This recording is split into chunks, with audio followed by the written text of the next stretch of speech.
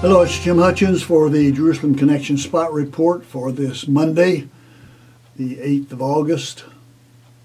Actually, it's the 7th of August, 2017. I want to refer to an article in a recent edition of Israel Hayom by Elliot Abrams. He's a senior fellow for the Middle East Studies with the Council of Foreign Relations. And it has to do with what I believe is the inevitable war, coming war, with Hezbollah. There are many who've predicted this, not if it will come, but just when it will come. Abrams says this in his article. He says, Israel must try to do the most devastating damage to Hezbollah as quickly as possible. These wars have been ended in ceasefires heretofore. Will that be the case in the future? We'll see. They must do devastating damage to Hezbollah as quick as possible. This argues for trying to limit the length of the war because, quote, there is strong linkage between the depth of damage to be inflicted on Hezbollah and the military and the civilian price to be paid by Israel by inflicting that damage. Put another way, quote, it can be assumed that there is a direct link between the duration of the conflict and the civilian and military price to be paid by Israel. Again, these wars have ended almost in a stalemate in the past. Last Lebanese war, they claimed victory, but it was a hollow victory for sure. Abrams goes on, Israel will not necessarily be the one to fire the last shot. Hezbollah will likely not, quote, capitulate and will continue to build up its capabilities, and Hezbollah, presumably, will continue to promote the narrative of its own victory, not unlike what they've done in the past.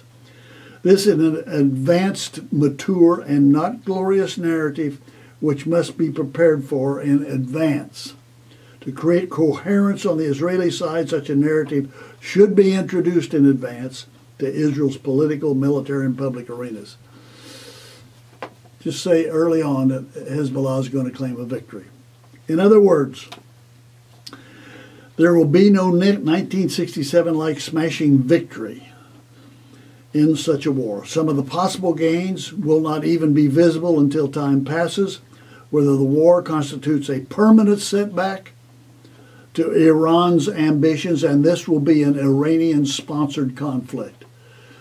Whether Hezbollah or Hamas or both of them are involved. These are proxies of Iran.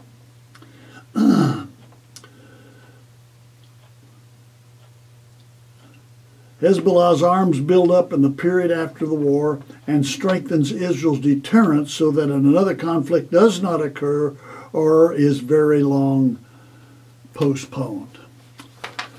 Now that seems to me to be a very tepid evaluation of what could happen. And it's giving Hezbollah the benefit of the doubt that they will remain standing after the next conflict.